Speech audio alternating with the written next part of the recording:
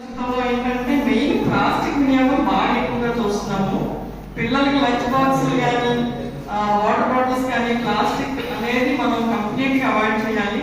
బయట grocery shop లో కూడా ప్లాస్టిక్ అనేది మనం కంప్లీట్ గా అవాయిడ్ చేసినప్పుడే ఈ ప్లాస్టిక్ అనే ఊత నుంచి మనం తప్పించుకోగలుగుతాము. ఎందుకంటే ప్లాస్టిక్ అనేది మైక్రో ప్లాస్టిక్ రూపంలో శరీరంలో ప్రవేశించి అనేక జబ్బులకి అనేక క్యాన్సర్లకి కారణం అవుతుంది.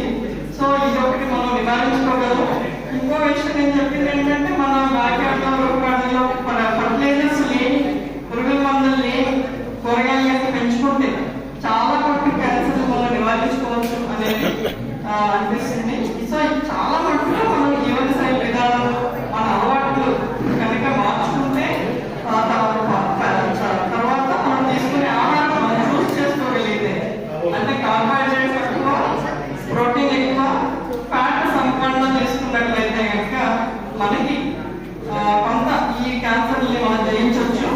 ఇంకొకటి ఏంటంటే టీకా అనేది ఒకటి వచ్చింది మనకి, గర్భాశయ క్యాన్సర్ టీకా.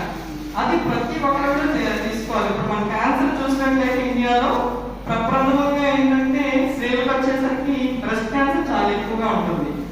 రెండోది ఏంటంటే గర్భాశయ ముఖద్వారం యొక్క క్యాన్సర్, గర్భాశయంలో లోపల పొరలో క్యాన్సర్, అండాశయ క్యాన్సర్ నాలుగో రకం.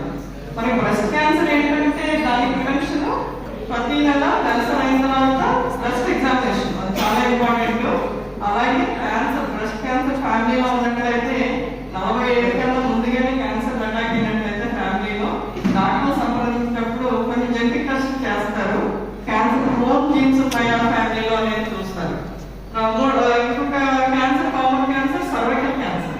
ఆ క్యాన్సర్ ఏంటంటే టీకా వచ్చింది. అద్భుతమైన విషయం ఏంటంటే ఇది వైరస్ ద్వారా సంక్రమిస్తుంది 99.9%. సో ఈ వైరస్ అనేది మనం టోటల్ గా కంప్లీట్ గా మనం దాన్ని ప్రివెంట్ చేయగలుగుతాము. ఇదేంటంటే అబ్బాయిల్లో కానీ అమ్మాయిల్లో కానీ ఇద్దరికి కూడా ఇవ్వచ్చు. ఈ క్యాన్సర్ వ్యాక్సిన్ అనేది 14 ఏళ్ళ లోపు అయితే 2 డోసులు అయితే సరిపోతాయి, బాయ్స్ కానీ గర్ల్స్ కానీ. 14 ఏళ్ళు దాటిన తర్వాత 3 డోసులు అవసరం అవుతాయి.